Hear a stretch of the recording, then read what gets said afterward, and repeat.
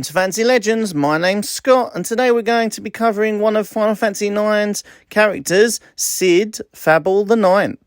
Please remember to smash that like button and subscribe to the channel if you want to see more Final Fantasy videos. I really do appreciate it. Although Cid has a few forms in the game, a few things stay constant. His long red cape and regal clothing, and his large moustache. This is lucky, as this is the way that some of the characters can tell this is actually Cid, as sometimes he changes appearance in the game due to curse put on him. Cid is very caring and comes across as very wise as well, especially to Garnet, who he's seen as a father figure to due to her father dying at a young age. This is seen throughout the game as he tries to even kidnap her in order to protect her right at the beginning.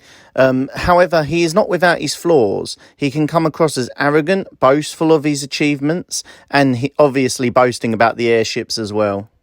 Arrogance is seen to cause him a lot of trouble in his life, as he's even changed to a Golop, and that was by his wife due to his cheating ways. Another interesting thing we learn about his personality is that even though his wife leaves him on an airship, he seems more interested in the loss of his airship than he does of his wife. Cid's mother passed away when he was 7 years old. When he reached the age of 16, his father collapsed due to illness, passing the power on to his son. He married Lady Hilda at 22, and a year later Cid Fabool VIII died. This shows you how young he actually had to take responsibility for his nation, and that the fact that some of his arrogance and pride could come from the fact that he had to be strong at such a young age. At the beginning of the game, even before we know Cid is behind it, he orders the Tantalus Theatre troupe to kidnap Princess Garnet from Alexandra during the performance of I Want to Be a Canary.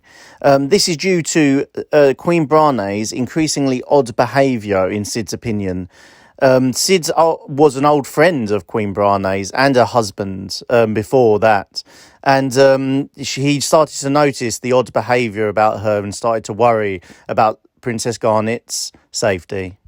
You get to actually see how close the two nations were at some point, as the fact that Princess Garnet actually calls Cid Uncle Cid.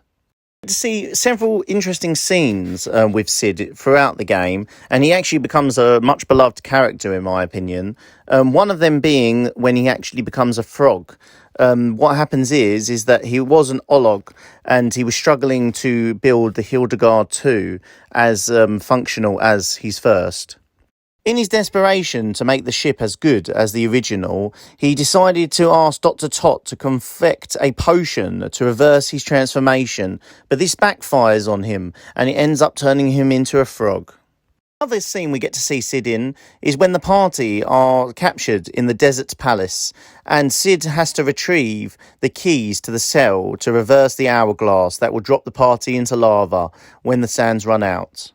Key is guarded by the hedgehog pie, and he has to position weights on the scales to reach the hourglass, saving the group. This is an interesting scene because you actually get to play him as the character in this part of the game, which is quite unusual in some of the other Final Fantasies. You don't really get to play many of the minor characters.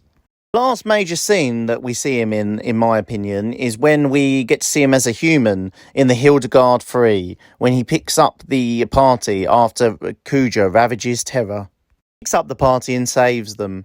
Hilda and Cid then decide to adopt Eiko, which I think is really nice and shows the fact that he is such a father figure, even though he doesn't have children himself. It's just a really nice moment, especially the fact that Eiko is an orphan. I found Cid Fabool the Ninth one of the most interesting Cids out of the Final Fantasy series, just due to his comic relief factor, that he's got so much story into him compared to some of the other Cids that we see in the other games, minus the ones that we get to play as main characters, of course.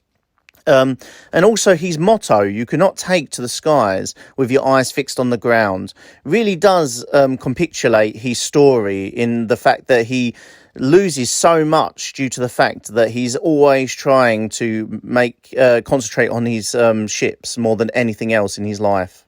So what did you guys think of him? Was he an important character in the story for you?